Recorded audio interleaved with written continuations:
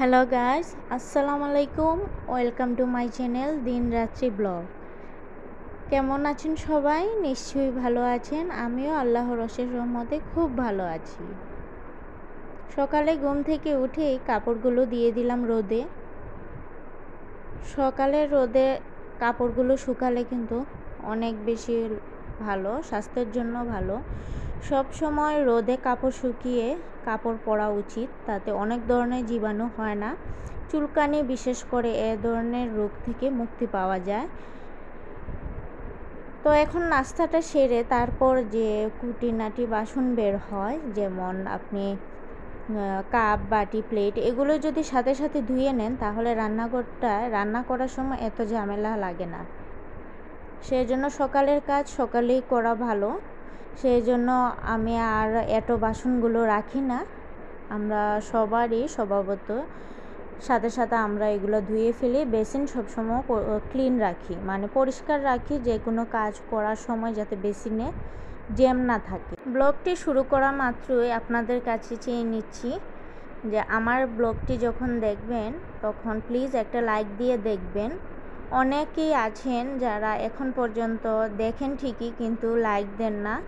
আসলে যারা এই প্ল্যাটফর্মে কাজ করেন অনেকেই আছেন তারা দেন, কিন্তু যারা কাজ করেন না, আনসাবস্ক্রাইবার লোক, ওনারা আসলে এগুলো বুঝেন না আমাদের যে একটা লাইক আমাদের ব্লগে কতটুকু উপকার করে। তো সেই জন্য আপনাদের কাছে আবারও রিকোয়েস্ট করে চেয়ে নিচ্ছি, আপনারা যদি দেখেন আমার ভিডিওটি তাহলে অবশ্যই লাইক দিয়ে দেখবেন। তাতে আমাদের মতো আরও 5-6 জনের কাছে চলে যাবে আমার এই ব্লগটি।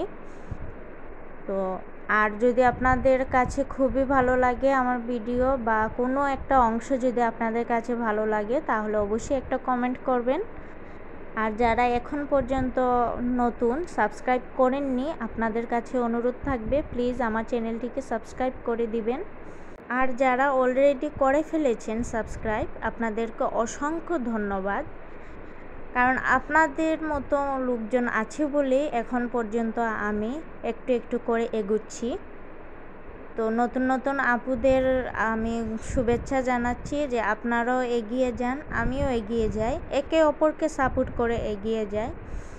আসলে আমাদের সমাজে হয় কি, নিজেরার মানুষই, যেমন আত্মীয় স্বজন, বন্ধুবান্ধব, অনেকেই চান না যে আমরা ভালো কিছু করি, মানে হিংসা মনের মাঝে থাকে, সেই জন্য পাশে থাকতে চায় না।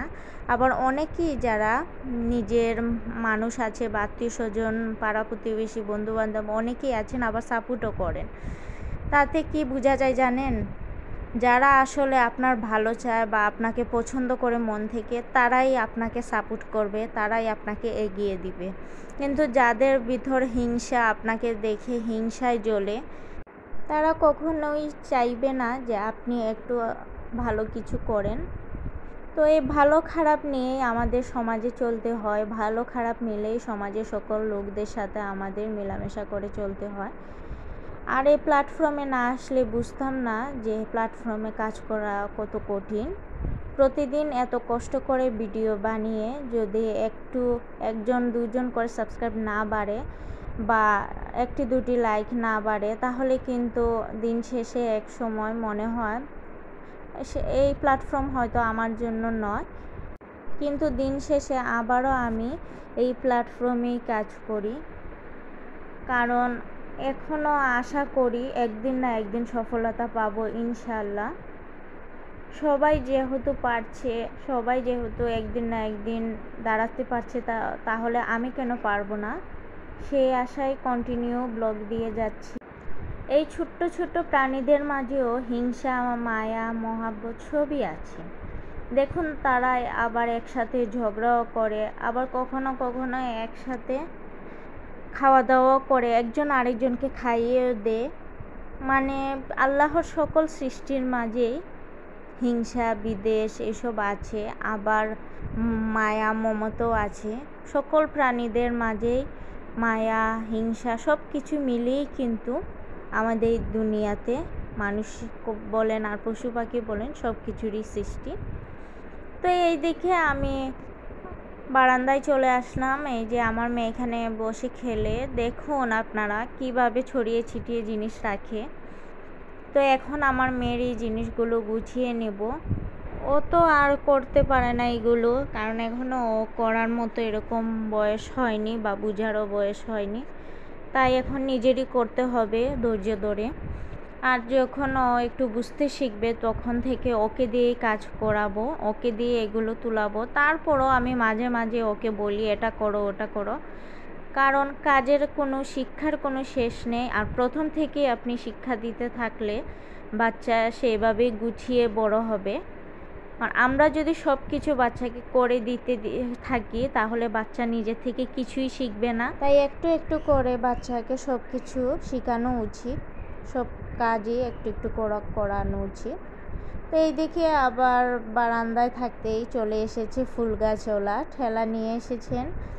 তো ওনার আজকের সবগুলা ফুলই খুব সুন্দর।